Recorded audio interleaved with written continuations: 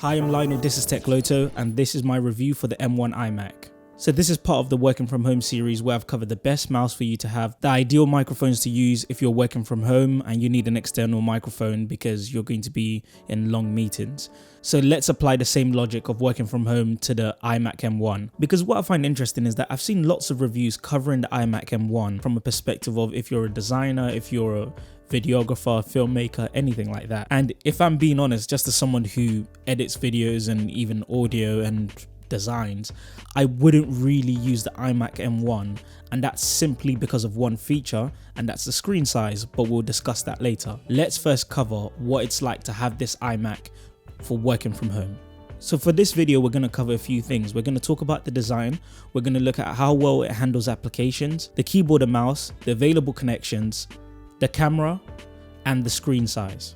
So let's talk about the design. Apple has come such a long way from the 2006 Apple HD display, something that was such a massive 30-inch screen, but it took up so much space on the computer and it weighed a ton. The iMac M1 is so light for its size and it's almost paper thin. It fits on any desk, and because of its size, it means that you can usually downsize to a smaller desk. And I think that's why this would really appeal to students, so someone putting it in their dorm room, or if you have to start working from home, but unfortunately you don't have all the space in the world. You can get an IKEA desk that's not as deep and just place it on that, and it doesn't take up as much space in your living room, even if you have it in your bedroom. Apple's also being really brave by adding a splash of color to their design. I like the idea that people can choose the type of color they want. The color is not strongly saturated, so it's a lighter tone. So again, you can use it to fit into whatever space that you want. So design wise, fitting into any home office, you really can't fault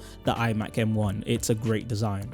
But let's talk about how it handles applications. So for example, you're running Teams, you're running Zoom. Most computers and laptops, the fan goes crazy if you're in a meeting with lots of people and it's having to process that much information and the meeting's about an hour long. When you're running Zoom through the iMac M1, all you hear is absolutely nothing, silence. All you hear is silence, because the M1 chip allows the applications to function so well with no issues. So if you're someone who's having long meetings, who's having meetings with lots of people in it, video calls, this is the ideal computer for you, and you will see the value of the M1 chip. So that's another tick for the home setup. I am so impressed with the camera of this computer. I guess it's really because it's got FaceTime technology, and we really don't appreciate how well FaceTime works. It's not just about the camera's resolution, trust me, that's not the most important thing. It's also about how it handles contrast, and that's something that the iMac camera does so well. I usually use my Canon camera as my webcam, but it still doesn't handle contrast as well as the FaceTime camera that's in the iMac. You can have a window behind you where the light's coming in and you're standing right in front of it, and you'll still get a good quality image. Also, for people with darker complexions, it works. So what I've noticed over the years is when a lot of these people are advertising their cameras and you're seeing people who are doing tests, they're usually people with lighter complexions sitting in well-lit rooms. If you have a darker complexion, some of these cameras don't work well for you. The camera is something that I think isn't talked about enough when it comes to the M1 iMac. It's superb. And now a word from our sponsor. So the sponsor for today's video is Nubo, and Nubo is the fastest way to build global apps. It genuinely allows you to build a truly global application, so that means it's easy to scale it, and it means that when your users are on your app, Nubo automatically deploys your app based on the closest location to your users. And with Nubo, you're not just stuck with creating your apps under one language, you can literally build in the language of your choice. And one more thing that sets Nubo aside is that you don't have to worry about getting analytics through a third party. All the analytics that you need is directly available on the platform. So head over to nubo.app, that's nubo.app, to get early access. And if they ask, remember to tell them that I sent you. We return you now to your regularly scheduled program. So this is the positive and negatives of technology. Everybody has to move forward. We can't stay in the same place. But I'm still not happy that we don't get USB-A connections with this. So if you have a USB, good luck figuring out how to put that in there. But the benefit is that you have the USB-C connectors. 2 of them are lightning ports, so that means it's fast charging. But to my complete surprise, Apple actually includes a headphone jack to this. It means that you can use something other than Bluetooth headphones or Bluetooth speakers. You can just connect your external speakers if you want want to.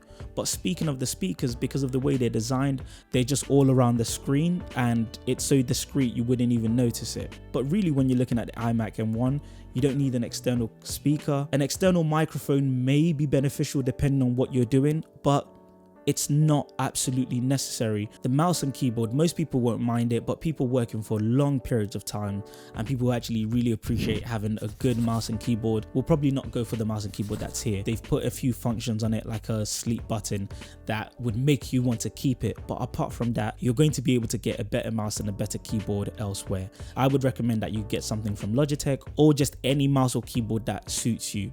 Really, you don't have to go for the most expensive ones to get a good mouse and keyboard. So to speak a little bit more about the keyboard and mouse, one thing that's always consistent with Apple is that people don't really appreciate the way they design their keyboards. It just doesn't feel great. You don't feel the weight of the keys. It's all very light and you end up replacing it with something from Logitech instead. So what has Apple done to fight back against that? Well, they've added a fingerprint option on your keyboard, which means you really wouldn't want anything else apart from that keyboard, no matter how much you like or dislike it. And this moves me on to the target market for the iMac M1. A 24-inch screen is quite small in the grand scheme of things. I would struggle to work on anything smaller than a 27-inch screen, but that's because I'm using it for video editing, for design, for editing photographs. But the fact is, I've said that this iMac is probably more suited to people setting up a home office. Yes, that is the case. But if I'm going to have what is essentially an all-in-one, I need to make sure it is an all-in-one. What I don't like about something that's like a 24-inch screen is you often feel like you need to have another screen just to balance it out. There are plenty of rumors online saying that there will be a bigger screen, and I think if you're a designer, if you're someone making videos, wait for an iMac with a larger screen. Even if you're someone who's working from home and you want to make sure that you have the best option. It might be a little while to wait, but I would recommend that you wait till the first quarter of 2022 and see what Apple's going to release, and you can make a decision that would best suit you rather than being stuck with a 24-inch screen. That's the only reason why it wouldn't work for me. Apart from that, I would absolutely recommend the iMac M1 for home office, and it's just a beautiful setup that doesn't take up as much space and has everything that you need all in one. So thank you very much for watching. I hope you found that video helpful. If you want a more technical breakdown of the M1, please let me know. And if you think there's anything that I missed or you disagree, let me know in the comment section. Thank you very much for watching.